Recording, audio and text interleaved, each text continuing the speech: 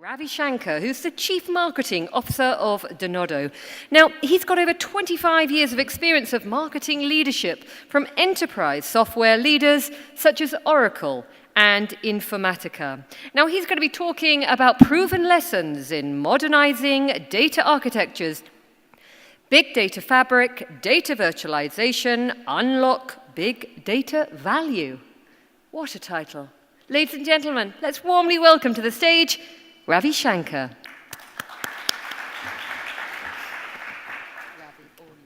Thank you very much. All right, that was quite a mouthful in terms of the title over there. I'm going to start with a story.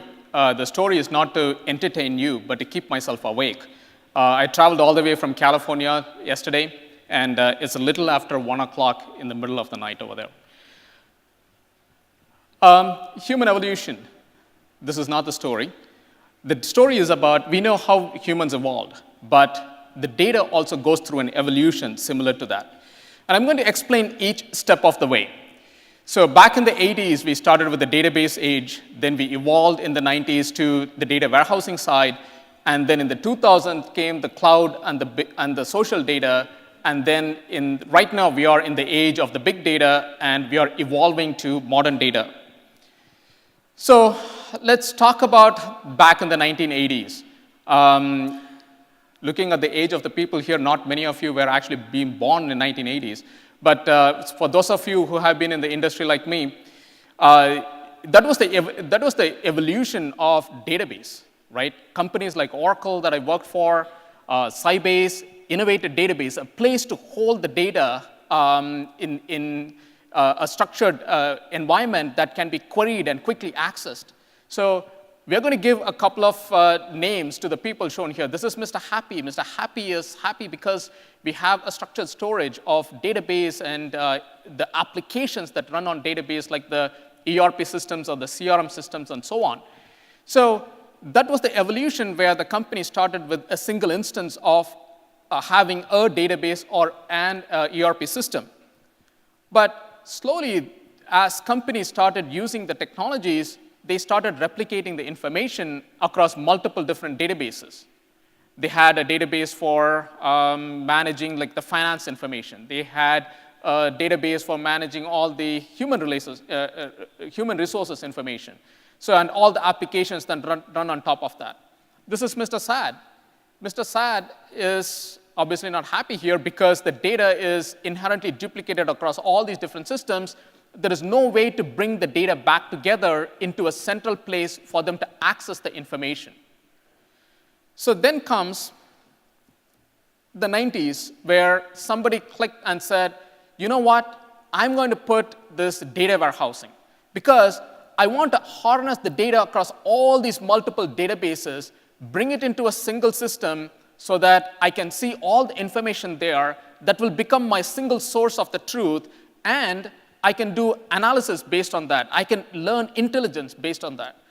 And the counterpart to the data warehousing was the ODS, or the operational data store, where people collected the data from all these different systems into a single repository so that they can do operational information based on that. So Mr. Happy is happy because from a single database, we went to multiple databases. From multiple databases, we came to a single data warehousing system. Then came the 2000s, in which the evolution happened with the cloud data. Companies like Salesforce.com started throwing all the data into the cloud and made it very easy to access. No longer you need systems like Siebel CRM, right? So as the volume of data that actually comes in, now suddenly, you have Mr. Sad over here. Not all the data can be put back into this data warehouse. The volume has become huge. It is becoming too expensive to store all this information in the data warehouse. So, and then towards the later half of the 2000s, companies like Facebook are bringing out all these social kind of data, which you can't even put within a data warehouse, because a lot of the data now is all unstructured data. It is not structured like the original data that we saw before. So no longer is the concept of having a single data warehouse in the organization fruitful anymore. In fact, I was talking to one of my customers who is in the oil and gas sector, and they said, my data warehouse is the single source of truth for all my structured data. But the structured data is only 10% of my data volume. 90% of the data that actually comes in from the oil wells and so on is unstructured. So here we once again have the challenge of there is not a single repository that can store all the data. Then comes Mr. Happy that says, wow, now here's a new technology. Now we are in the 2010s. And then we have the big data system. We have the Hadoop system. We are going to put a data lake in place. We're going to throw all the data inside the Hadoop system. And then we are going to figure out what data we need, when we need it, and what format we need it. Right? But again, if you look at this particular picture, people started storing all the unstructured information, social information, the cloud information, all this information started getting in there. And Mr. Happy said, you know what? Hadoop is so cheap for data storage. I'm actually going to move the data, offload the data from my data warehouse and put it into Hadoop because it's easier for me to store the information. It is cheaper for me to store the information. So I'm going to keep my hot data, current data that is needed for example, the sales information for the current year in my data warehouse. Then all the historical data, I'm going to throw it all into the Hadoop system. I'll figure it out whenever I need it. So once again, we have the problem here that data is inherently duplicated. So we started with a single database, then came the multiple databases, then came a single data warehouse, then came the Hadoop system. So people who are consuming the data from the top, whether it's a visualization tool like a Tableau, whether it's a Click, and so on, or you're accessing a mobile application or a web-based application, all of them need access to the underlying system. There are multiple different systems. So all the business users at the top have to go to all these different systems to gather the data so that they can run their business operations. Asking a simple question like, who are my customers who bought these 10 products in the last 6 months? Did they buy it online? Did they go into the store and buy it? Do they have warranties? You start asking questions like these, they go against multiple different systems. So the IT teams are trying to stitch them all together, putting them into a temporary repository where this analysis can happen. That could be the data warehouse, or it could be the big data system. They're trying to move all the data into one place. I think this is the point we need to give up, that you cannot have a single repository for data. Okay, we have seen this evolution, go from a single to multiple, back to single, back to multiple. There is not a single repository in the company that can actually provide all the data. That's where this notion of big data fabric actually comes in. There's a research firm in the US called Forrester Research that introduced this term called big data fabric. It's just like a fabric, like the cloth that we wear.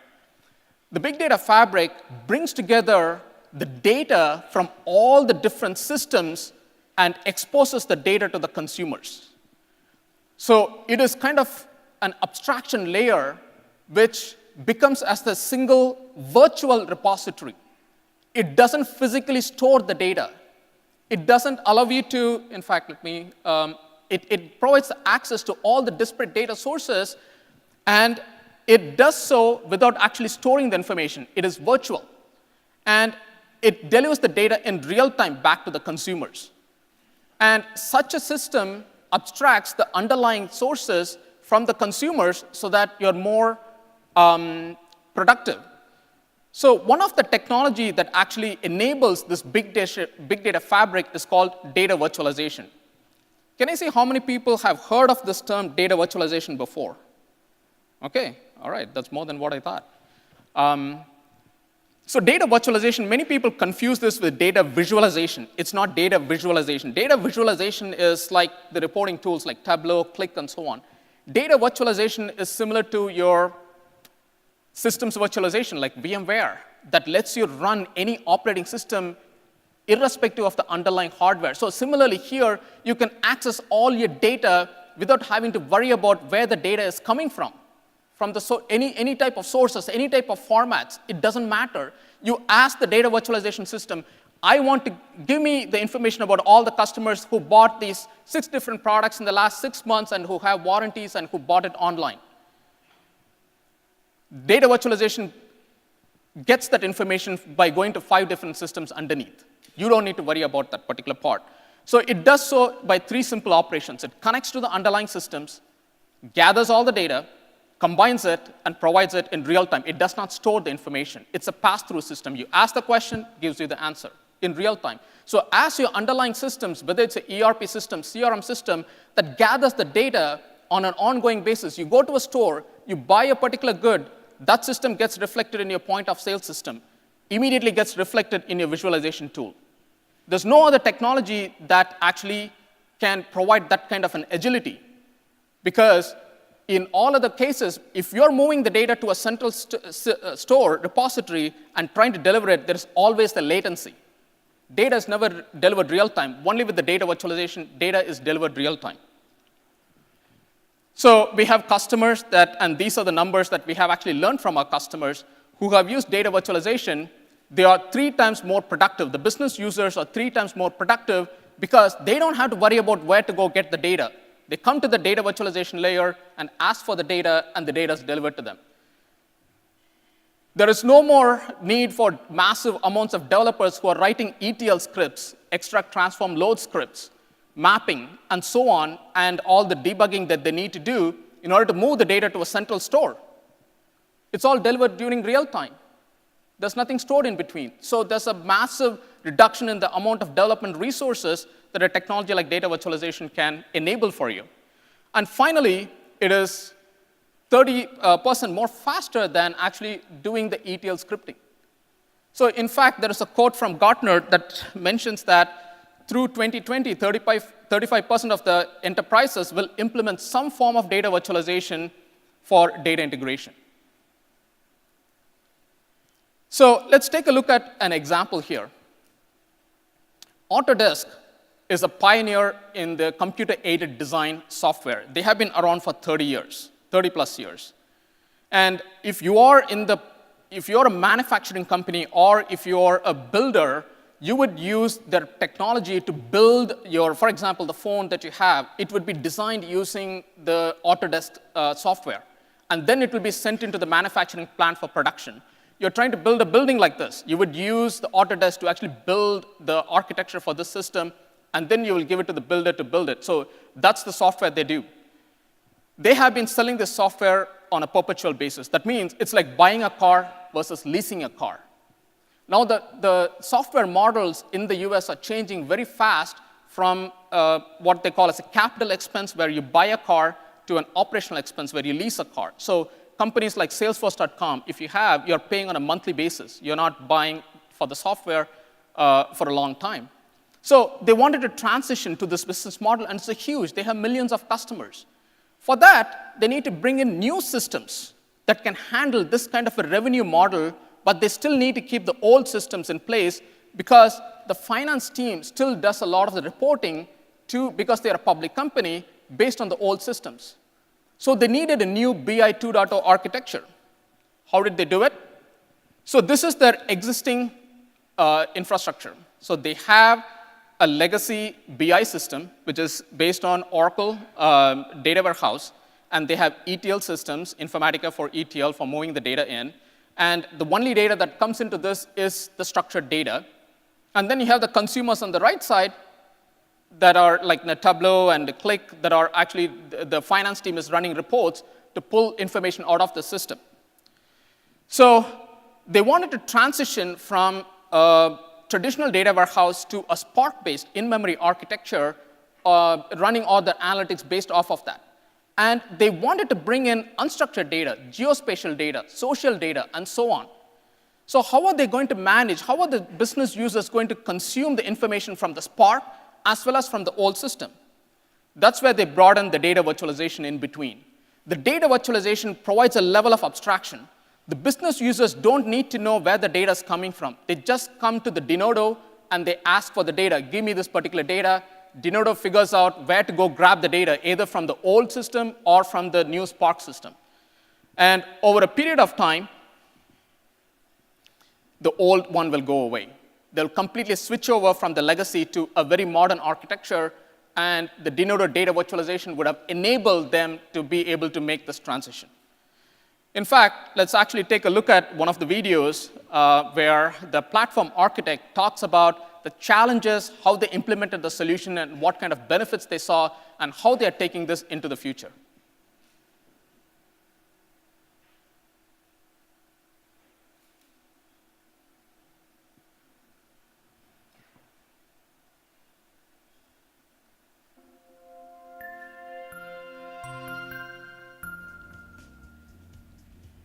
We have certainly saved many months of programming, at least 4 months in redesigning our integration of subscription models to our old systems, because we would have had to have had all of that development effort to redesign systems that we no longer need to redesign thanks to the virtual layer. Autodesk folks may be familiar with since 1982 with our flagship product AutoCAD, designing vehicles, and since then we've moved to designing a lot of other things, manufacturing, city infrastructure, things like that. And in recent worlds, folks can rent our software and deal with 3D printing and wonderful entertainment industry.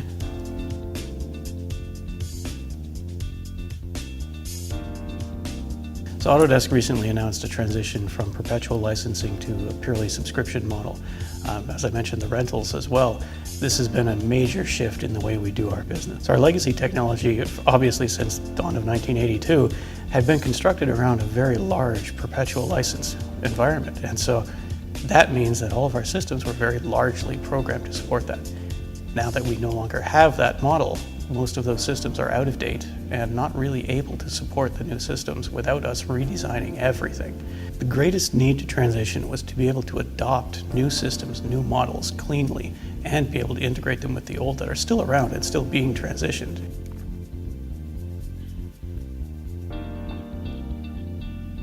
Our new solution architecture relies very heavily on virtualization. Of course, Denodo for that. That virtual layer allows us to be able to put in brand new transaction sources, brand new systems, our ways of creating these perpetual licenses to retire, and be able to grid all of our new subscriptions, be able to get our new rental models going the right ways, and then still be able to have all of the ways that report this, all of the ways that we interact with SEC and our stock reporting, SOX and everything else, to be able to keep these things going the way they have, because we do not want to introduce a completely new way of reporting all of that to the world. That would be a rather hard thing for our company to absorb.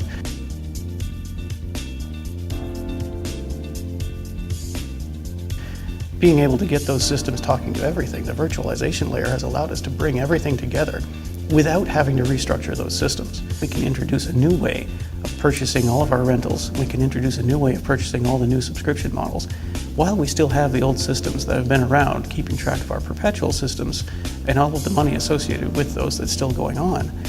And these systems don't have to even know the others exist, which is a wonderful thing when no one on your consumer side and your business teams has to change the way they do their business. So we're having some very good success with that. Folks may have already seen some of our reported efforts from our CEO and other folks. Things have gone very well for us, and the virtualization layer has certainly been a part of that success.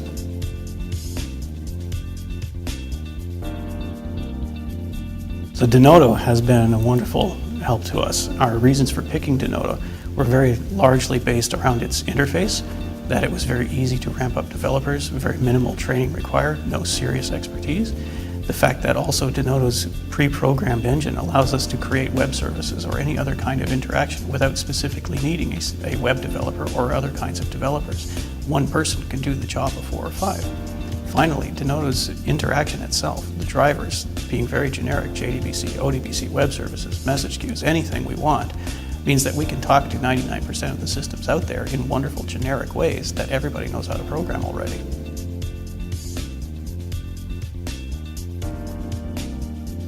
So we are exploring Spark as well as there are new areas around the very high density file storage. We are also exploring new ways of handling web communication through the virtual layers. The web communication is very big right now and also interacts very well with mobile devices. Mobile devices are very much the wave of the future in dealing with very rapid interaction business systems. Those rapid interactions will be eventually coming through our virtual layer to talk to systems that were never designed for that kind of interaction.